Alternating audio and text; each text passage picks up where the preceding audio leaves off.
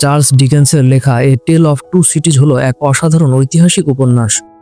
ফরাসি বিপ্লবের পটভূমিকায় রচিত এই উপন্যাসের নাম ভূমিকায় লন্ডন ও প্যারিস শহরকে চিত্রায়িত করা হয়েছে।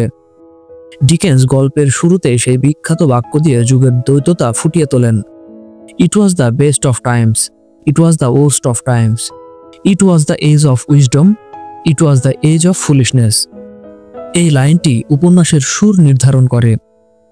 একদিকে লন্ডনের শান্ত এবং আইনের শাসনের আওতায় থাকা সমাজ, অন্যদিকে প্যারিসের অশান্ত আর অভিজাত শ্রেণীর শোষণ ও দরিদ্র মানুষের ক্রোধে উত্তপ্ত পরিবেশ।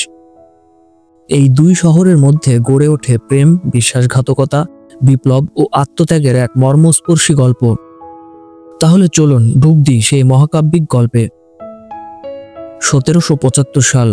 গল্প শুরু হয় ডক্টর আলেকজান্দ্রে ম্যানেট নামের এক ফরাসি চিকিৎসকের কাহিনী দিয়ে। তিনি একজন সৎ ও সাধারণ মানুষ, কিন্তু অভিজাত শ্রেণীর ক্ষমতার অপব্যবহারের শিকার হয়ে কোনো সুস্পষ্ট অপরাধ ছাড়াই বাস্তিল দুর্গে 18 বছর ধরে বন্দী ছিলেন। এই দীর্ঘ কারাবাস তার মানসিক অবস্থাকে একেবারে ভেঙে দিয়েছে। তিনি যেন এক মৃত মানুষে পরিণত হয়েছেন, যিনি নিজের মনের শান্তি খুঁজে পেতে পুরনো জুতা মেরামতের কাজে মগ্ন থাকেন, কারণ কারাগারে এটাই ছিল তার একমাত্র কাজ। একদিন হঠাৎ তাকে মুক্তি দেওয়া হয়। তার মেয়ে লুসি ম্যানেট, যিনি ইংল্যান্ডে বেড়ে উঠেছেন এবং বাবার অস্তিত্ব সম্পর্কে খুব কমই জানতেন, তবুও তার বাবার মুক্তির খবর পেয়ে ফ্রান্সে ছুটে আসেন। লুসি একজন স্নেহময়ী, সুন্দরী ও দৃঢ়চেতা নারী।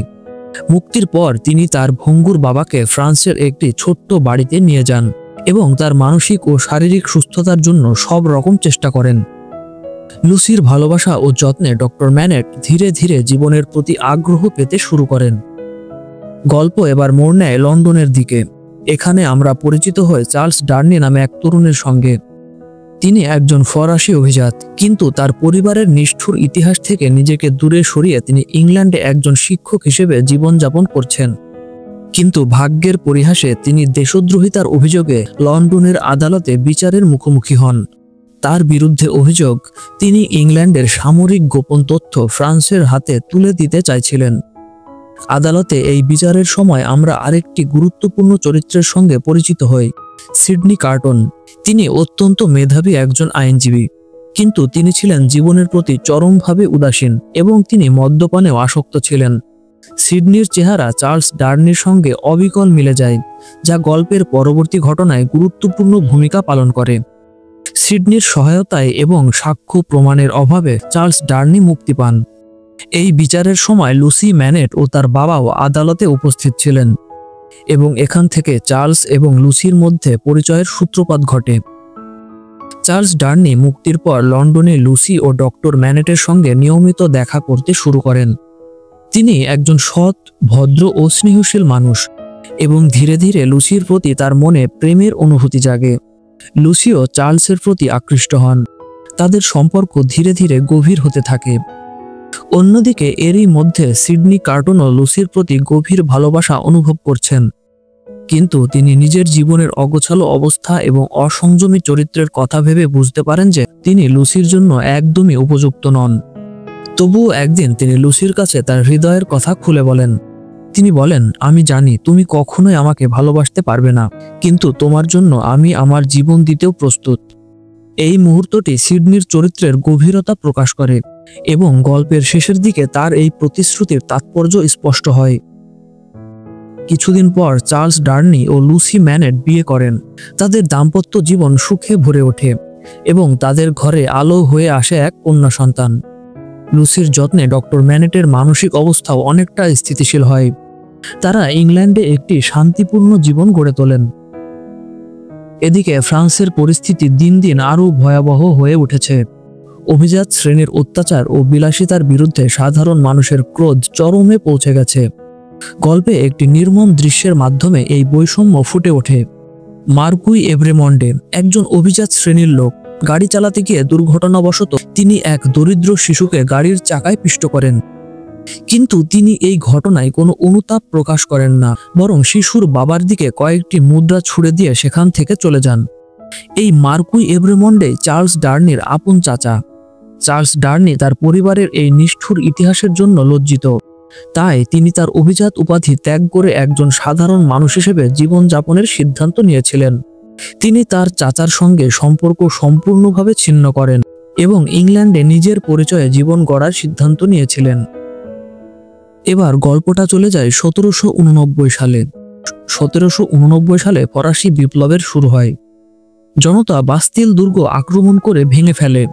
অভিজাত শ্রেণীর বিরুদ্ধে ক্রোধে ফেটে পড়ে সাধারণ মানুষ। অভিজাতদের ধরে ধরে গিলোটিনে নিয়ে মৃত্যুদণ্ড দেওয়া শুরু হয়। এই বিশৃঙ্খলার মধ্যে চার্লস ডার্নি একটি চিঠি পান। তার পরিবারের একজন পুরনো চাকর গ্যাবেল তিনি বিপদে পড়েছেন এবং তার সাহায্যের জন্য চার্লস ডার্নিকে ফ্রান্সে আসতে অনুরোধ করেন। চার্লস ডার্নি তার পরিবারকে না জানিয়ে ফ্রান্সে রওনা দেন, কিন্তু ফ্রান্সে পৌঁছানোর সঙ্গে সঙ্গে তাকেও গ্রেফতার করা হয়। এভরেমন্ডে পরিবারের সদস্য হওয়ার কারণে তিনিও বিপ্লবীদের কাছে ঘৃণার পাত্র।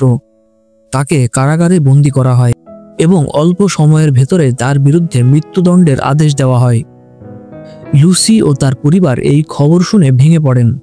লুসি তার স্বামীকে বাঁচানোর জন্য ফ্রান্সে ছুটে যান।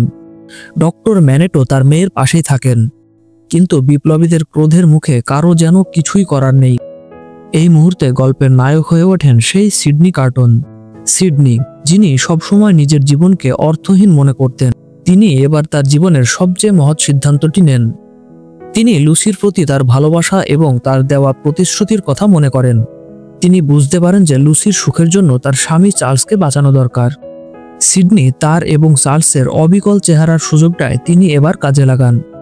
তিনি গোপনে ফ্রান্সের জেলে প্রবেশ করেন, চার্লসের সঙ্গে পোশাক বদল করেন এবং তাকে বুঝিয়ে শুনিয়ে জেল থেকে পালিয়ে যাওয়ার সুযোগ করে দেন। সিডনি নিজে চার্লসের জায়গায় জেলে থেকে যান। এই আত্মত্যাগের মাধ্যমে তিনি লুসি, চার্লস ও তার পরিবারকে নিরাপদে ইংল্যান্ডে ফিরে আসার সুযোগ করে দেন। গল্পের একদম শেষ দৃশ্যে সিডনি কার্টনকে গিলোটিনে নিয়ে যাওয়া হয়। মৃত্যুর মুখোমুখি দাঁড়িয়েও তার মনে কোনো ভয় বা দুঃখ দেখতে পাওয়া যায় না। তিনি বেশ শান্ত। তিনি মনে মনে বলেন, এটি আমার জীবনের সবচেয়ে মহৎ কাজ, যা আমি আগে কখনোই করিনি, আর এটি হবে আমার জীবনের সবচেয়ে শান্তিময় বিশ্রাম, যা আমি কখনোই পাইনি। জীবন নিয়ে হতাশ আর উদাসীন থাকা সিডনি তার এই আত্মত্যাগের মাধ্যমে লুসি, চার্লস ডার্নি এবং ডক্টর ম্যানেটকে একটি সুন্দর জীবন উপহার হিসেবে দিয়ে গেছেন। এ টেল অফ টু সিটিজ শুধুমাত্র কোনো প্রেম বা বিপ্লবের গল্প নয়, এটি মানবতার, ন্যায়বিচারের এবং আত্মত্যাগের এক অসাধারণ কাহিনী। ডিকেন্স এই উপন্যাসে দেখিয়েছেন কিভাবে অত্যাচার ও বৈষম্য মানুষের মনে ক্রোধের জন্ম দেয় এবং কিভাবে একজন মানুষের নিঃস্বার্থ আত্মত্যাগ অন্যদের জীবনে নতুন আশা জাগাতে পারে। সিডনি কার্টনের চরিত্র এই গল্পের মূল আকর্ষণ। তিনি একজন ত্রুটিপূর্ণ মানুষ, কিন্তু তার ভালোবাসা ও আত্মত্যাগ তাকে অমর করে রাখে। উপন্যাসটির কাহিনী আপনার কাছে কেমন লেগেছে কমেন্ট করে জানাবেন। আর হ্যাঁ, আপনার প্রিয় উপন্যাস কোনটা সেটা জানাতে ভুলবেন না।